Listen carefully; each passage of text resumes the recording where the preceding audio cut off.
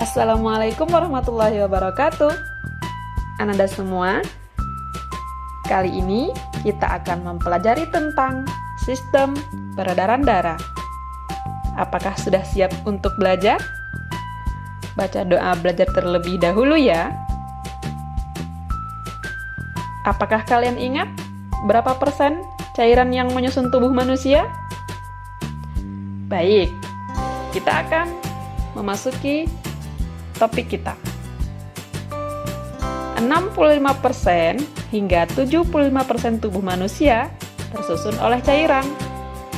Sesuai dengan firman Allah Subhanahu wa taala, "Dan kami jadikan dari air segala sesuatu yang hidup. Apakah mereka beriman?" Quran Surah Al-Anbiya ayat 30. Adapun di antara cairan penyusun tubuh manusia yaitu darah. Sesuai juga dengan firman Allah Subhanahu wa taala, "Bacalah dengan nama Tuhanmu yang menciptakan. Dia yang telah menciptakan manusia dari segumpal darah." Quran Surah Al-Alaq ayat 1-2. Pada pertemuan kali ini, kita akan membahas tentang organ-organ peredaran darah, alur peredaran darah, dan pembagian darah dan fungsinya. Kita masuk ke topik utama kita, yaitu organ peredaran darah. Adapun organ peredaran darah terbagi menjadi dua, yang pertama jantung dan yang kedua pembuluh darah. Adapun fungsi utama dari jantung yaitu memompa darah, dan fungsi utama pembuluh darah untuk mengalirkan darah ke seluruh tubuh. Jantung terbagi menjadi 4 bagian. Yang pertama ada serambi kanan, serambi kiri, bilik kanan, dan bilik kiri. Serambi kanan menerima darah dari seluruh tubuh. Serambi kiri menerima darah dari paru-paru.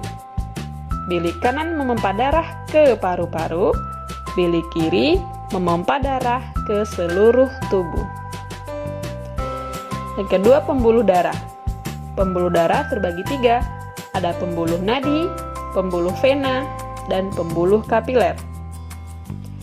Adapun pembuluh nadi atau arteri mengalirkan darah dari jantung ke seluruh tubuh, memiliki dinding tebal dan elastis, biasanya terletak agak dalam atau jauh dari permukaan tubuh.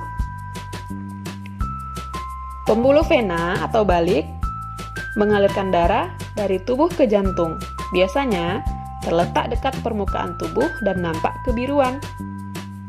Yang ketiga, pembuluh kapiler. Ukurannya sangat kecil, halus dan tipis. Pertemuan ujung nadi dan ujung vena langsung berhubungan dengan sel-sel tubuh. Terjadi pertukaran oksigen dan karbon dioksida. Lanjut, kita masuk ke topik alur peredaran darah. Perhatikan, darah dipompa dari jantung ke paru-paru dan kembali lagi ke jantung. Itu dinamakan dengan peredaran darah kecil. Sedangkan darah dari jantung ke seluruh tubuh disebut dengan peredaran darah besar.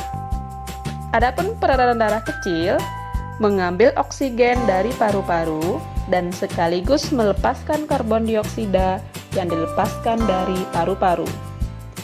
Sedangkan peredaran darah besar menyebarkan oksigen dan sari makanan ke seluruh tubuh. Silakan ditanyakan jika masih ada yang belum dipahami. Kita masuk topik ketiga, yaitu pembagian dan fungsi darah.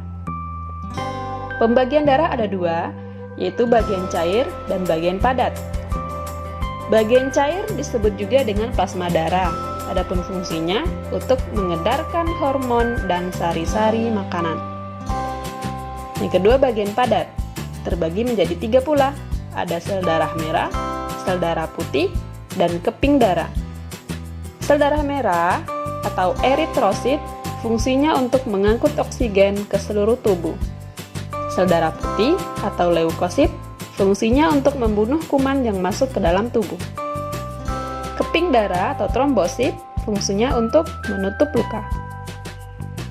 Adapun fungsi darah lainnya yaitu yang pertama untuk mengalirkan sisa metabolisme ke ginjal, menampung cadangan cairan tubuh, dan mengatur suhu tubuh. Sekian materi kita kali ini. Terima kasih atas perhatiannya. Assalamualaikum warahmatullahi wabarakatuh.